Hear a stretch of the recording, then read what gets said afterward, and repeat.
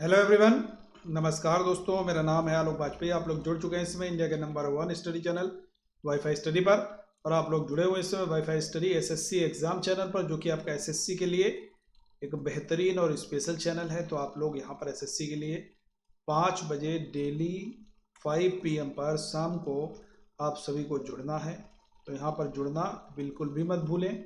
और अगर अभी तक आप लोग बच्चे मुझे अनअकैडमी पर नहीं आप लोग फॉलो किए हैं तो फटाफट अनअकैडमी लर्निंग ऐप डाउनलोड कीजिए, गोल सेलेक्ट कीजिए एसएससी, और सर्च एजुकेटर में जा कर के मेरा नाम सर्च कीजिए आलोक कुमार वाजपेयी, और वहाँ पर मुझे आप लोग फॉलो कर लेंगे। ठीक है विद्यार्थियों। और देखिए, अगर अभी तक आप लोगों ने सब्सक्रिप्शन नहीं अवेल किया है तो अभी भी समय है, सब्सक्रिप्शन अवेल कर लीजिए। AB Sir 10 मेरा कोड है। मैं इसलिए बोल रहा हूँ क्योंकि आपका ये सब्सक्रिप्शन जो प्राइस है ये हाइक हो रहा है, 31 तारीख से हाइक हो जाएगा।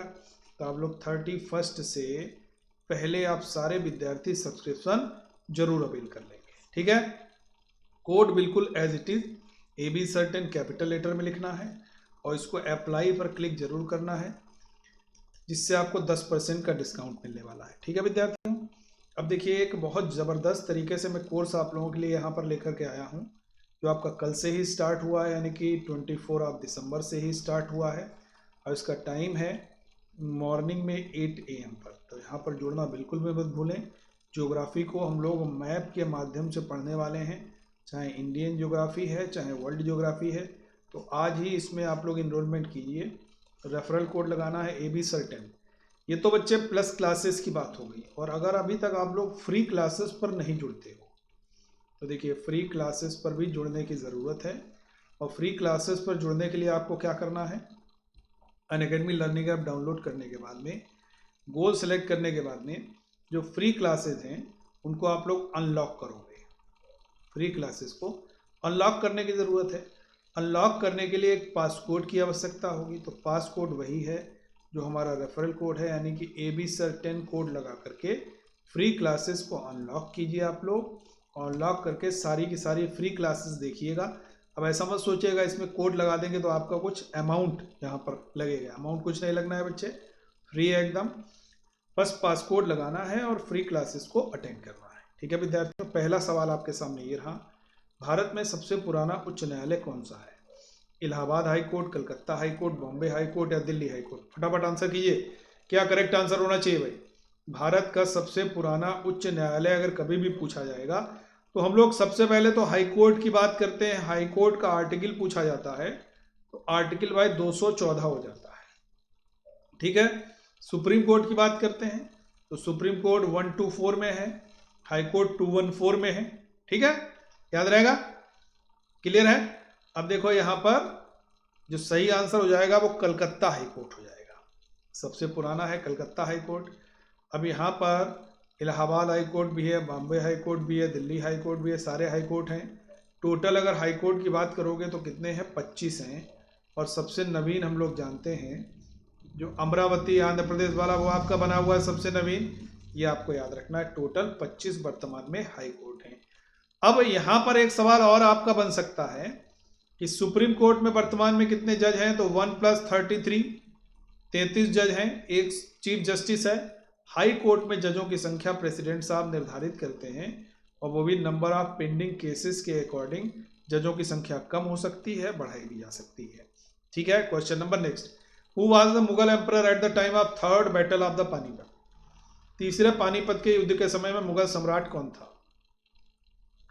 अब पानीपत का बच्चे युद्ध की बात हो रही है तो पानीपत के युद्ध के मतलब हम लोग जानते हैं 3 युद्ध हुए हैं। 1526 में, दूसरा हुआ है 1556 में, और तीसरा हुआ है 1761 में। ये 3 युद्ध हुए हैं बच्चे। क्लियर है ना। ये बाबर इब्राहिम लोदी के बीच में, ये अकबर हेमू के बीच में, और ये मराठा और अहमद शाह अब्दाली के बीच में। तो जो तीसरा 1761 का युद्ध हुआ है, इस समय जो मुगल सम्राट है वो आपका शाह आलम सेकेंड है। कौन है भाई? शाह आलम सेकेंड। थर्ड मत लगा दीजिएगा। ठीक है। Question number next, recently who was appointed the CMD of New Space India Limited? हाल ही में न्यू स्पेस इंडिया लिमिटेड का CMD किसे नियुक्त किया गया? राधाकृष्णन दुरईराज को, या जी नारायणन को, के शिवन को, या वेणुगोपाल को? फटाफट आंसर कीजिए भाई। न्यू स्पेस इंडिया लिमिटेड का CMD किसको नियुक्त किया गया? देखो के सिवान तो ये इसरो के हो जाते हैं डायरेक्टर, क्या हो जाते हैं? इसरो के डायरेक्टर हो जाते हैं, ये आपको याद रखना है।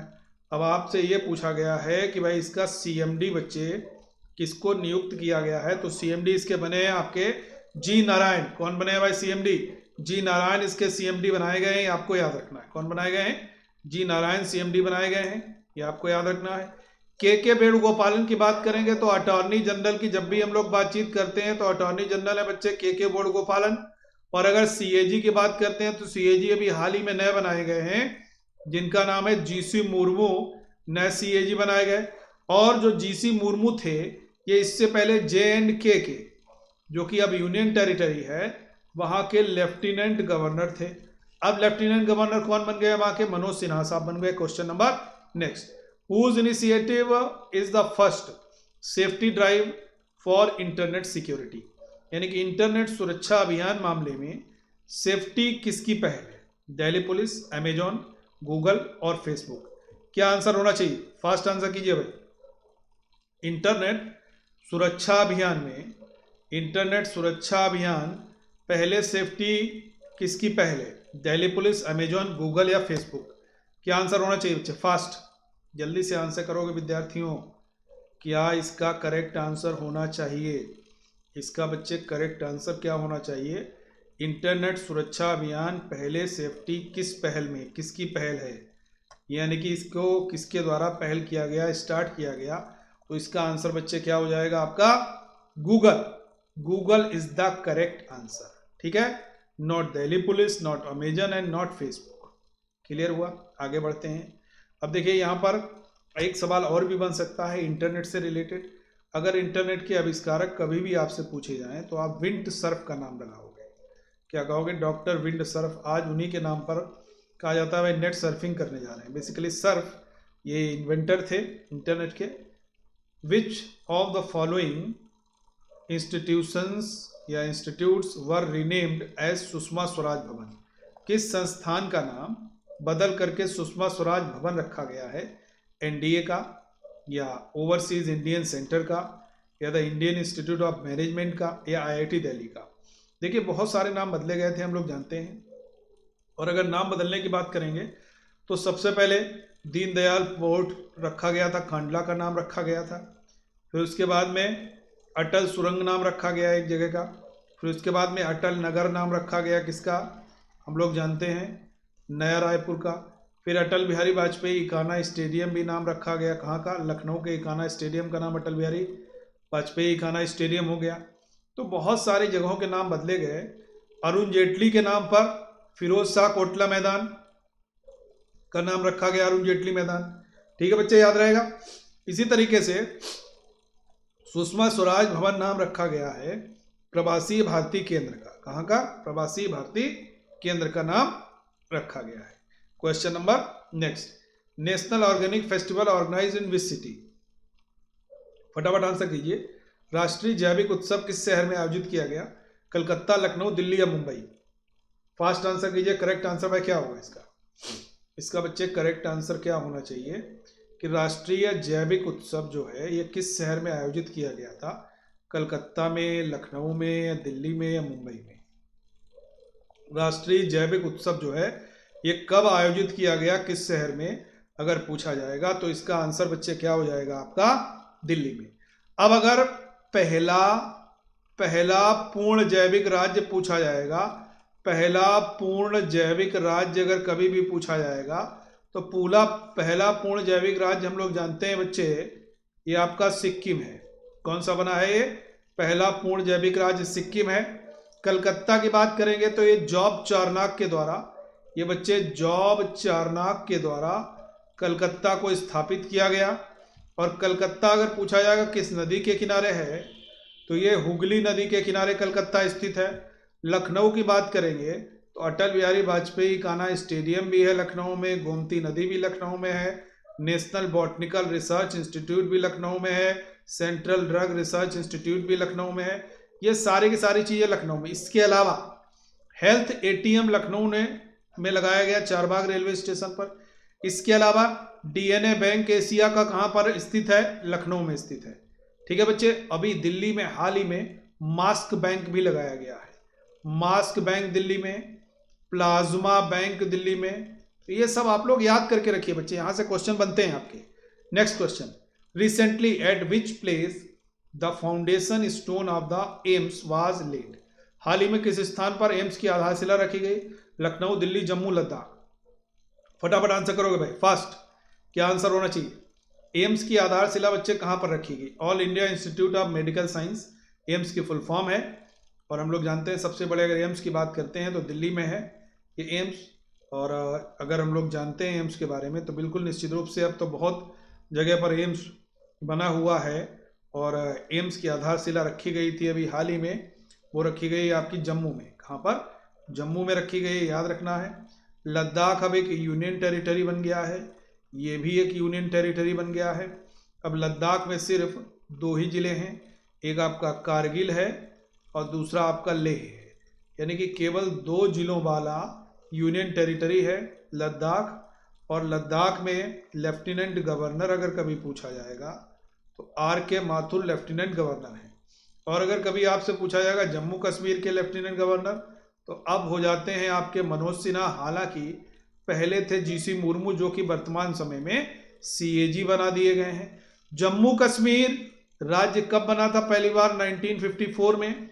इसका कॉन्स्टिट्यूशन कब बना था? 1957 में। और इसका पुनर्गठन हो गया कब हुआ? 31 अक्टूबर 2019 को।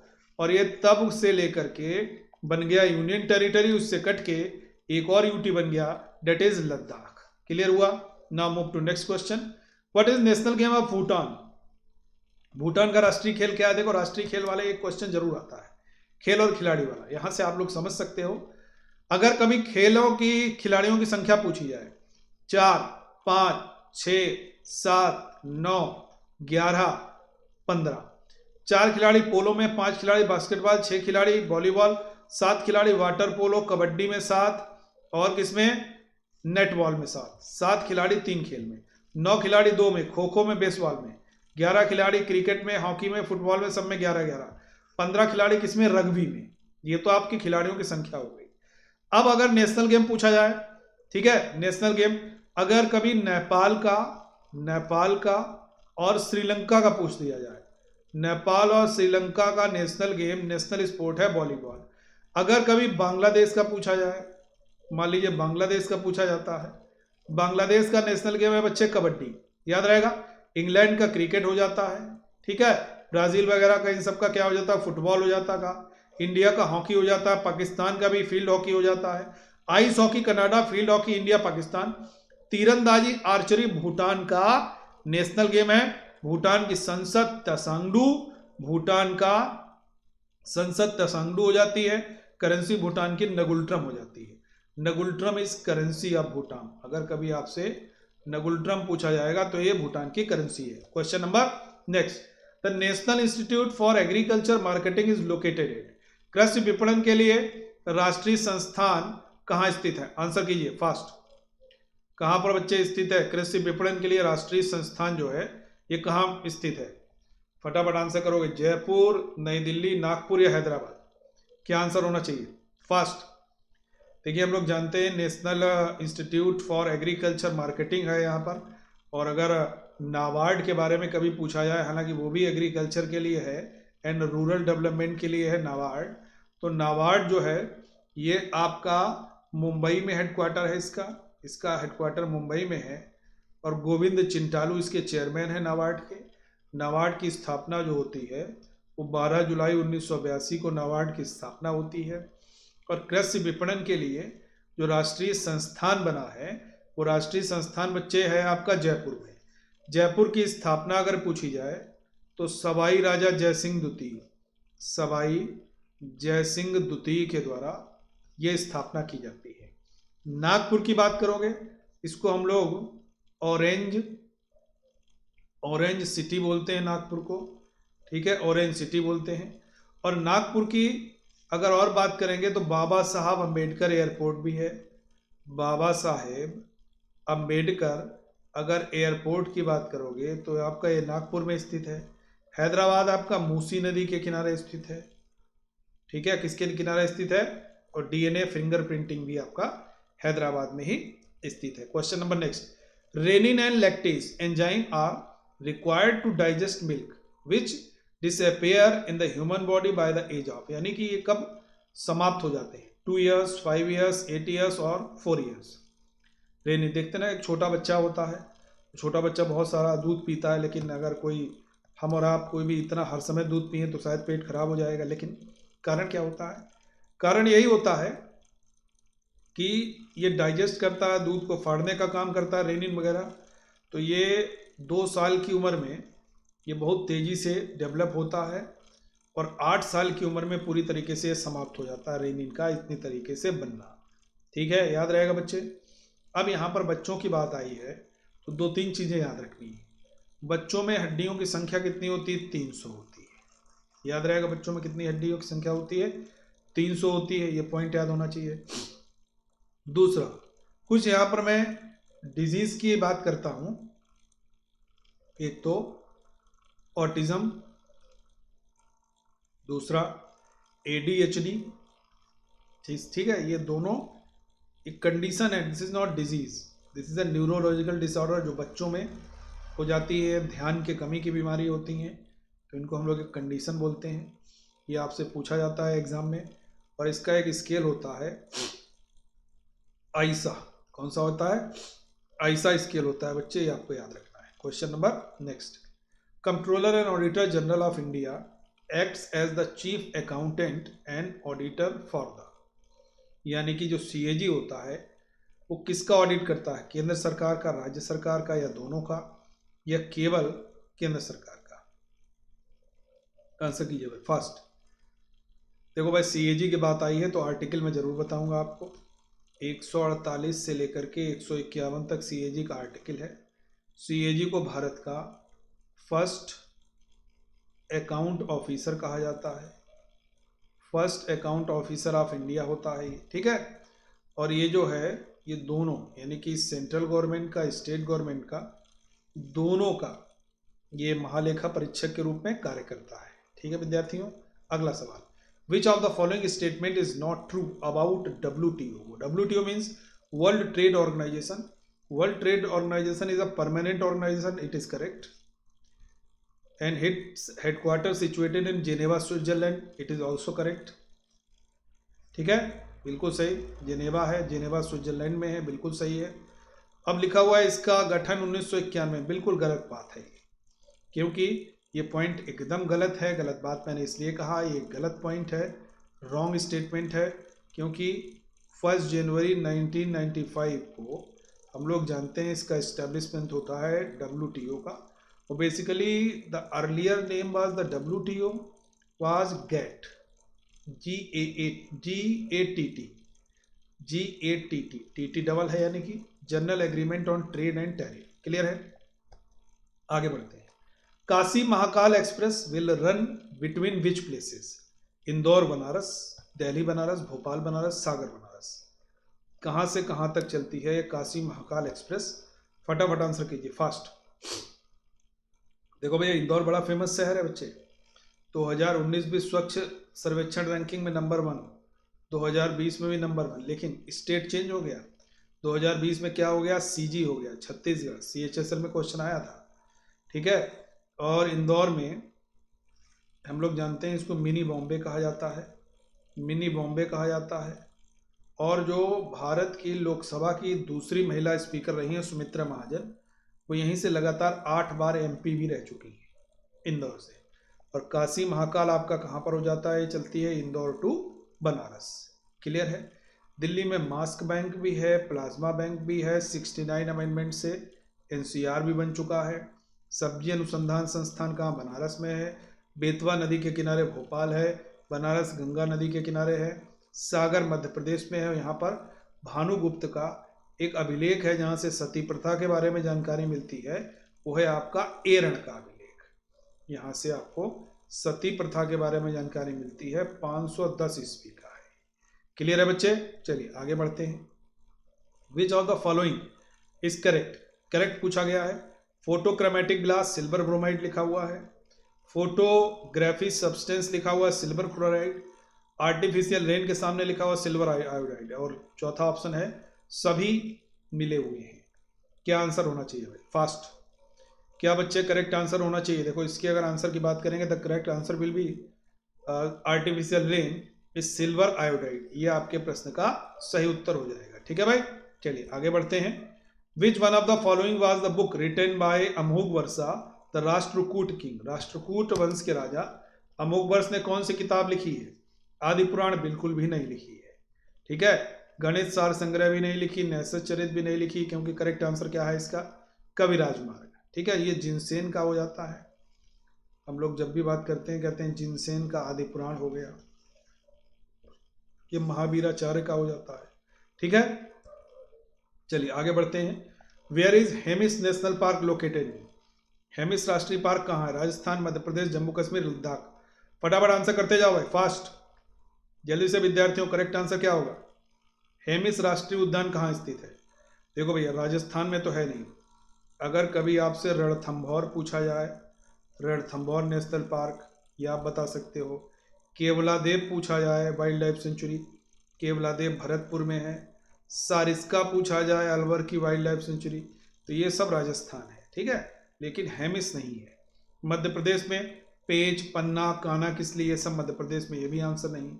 जम्मू कश्मीर में पहले था हेमिस, अब कहाँ पर हो गया? अब बच्चे आ जाता है वो लद्दाख में, अब लद्दाख में लगता है। ठीक है, आगे बढ़ते हैं। किस तिथि को अंतर्राष्ट्रीय अहिंसा दिवस मनाया जाता है? अंतर्राष्ट्रीय अहिंसा दिवस, इंटरनेशनल नॉन वायलेंस डे। 25 जनवरी नेशनल वोटर्स डे, 10 दिसंबर नेशनल ह्यूमन राइट डे, 14 अगस्त को अगर हम लोग बात करें तो लिजार्ड, वर्ल्ड लिजार्ड छिपकली दिवस मनाया जाता है। इसके अलावा पाकिस्तान का स्वतंत्रता दिवस भी मनाया जाता है। 2 अक्टूबर को महात्मा गांधी जी के जन्म दिवस को हम लोग इंटरनेशनल नॉन वायलेंस डे के रूप में मनाते हैं। Next question, NITI Aayog is statutory body, think tank, NGO, constitutional body. Constitutional body बिल्कुल नहीं होगा, क्योंकि संविधान में कहीं भी उल्लेख नहीं है आर्टिकल का। स्टैच्यूटरी बॉडी भी नहीं है, एक एनजीओ तो हो नहीं सकता। It is a think tank, यानी कि एक विचारक मंडल की तरह काम करता है। इसकी स्थापना होती है 1 जनवरी 2015 को। And always the ex officio chairman हमेशा कौन होगा? प्राइम मिनिस्टर होता है इसका ex officio chairman. Next question, which ocean has the longest coast line? किस महासागर की सबसे लंबी तटरेखा है? पैसिफिक, अटलांटिक, इंडियन या आर्कटिक? अब महासागरों का कभी क्रम पूछा जाए तो आप कहोगे भाई पैसा, कैसे? Pacific, Atlantic, Indian, southern, Arctic. सबसे बड़ा प्रशांत, सबसे छोटा आर्कटिक, और सबसे लंबी तटरेखा अगर पूछा जाएगी तो हम लोग जानते हैं इस अटलांटिक की, और अटलांटिक में बरमुडा ट्रायंगल है, मेरियाना ट्रेंच प्रशांत महासागर में है, 90 डिग्री ईस्ट रीज हिंद महासागर में है। Next question, who discovered the first antibiotics? पहली एंटीबायोटिक दवा की खोज किसने की? अलेक्जेंडर फ्लेमिंग, लुई पास्चर, या डब्ल्यू फ्लेमिंग, या कार्ल लैंडस्टीनर? देखो इसको कैसे एलिमिनेट करते हैं। लुई पास्चर ने रेबीज का टीका बनाया, अलेक्जेंडर फ्लेमिंग ने पेनिसिलिन की खोज की, और ये एंटीबायोटिक पहली दवा थी। कार्ल लैंडस्टीनर ने ब्लड ग्रुप को इन्वेंट किया था किसको? Blood group. Next question is, निम्नलिखित में से किसके शासनकाल से शक संवत प्रारंभ हुआ? शक संवत, देखिए याद रखना है, अशोक ने कोई ऐसा संवत नहीं चलाया, रुद्रदामन ने भी नहीं चलाया, शक राजा है, बिंबिसार हर्यक राजा है, कनिष्क ने 78 में एडी में ये बच्चे शक संवत चला है, आपको ये याद होना चाहिए। तो सही आंसर क्या हो जाएगा? कनिष्क। रुद्रदामन शक राजा है, बिंबिसार हर्यक राजा है, अशोक मौर्य राजा है।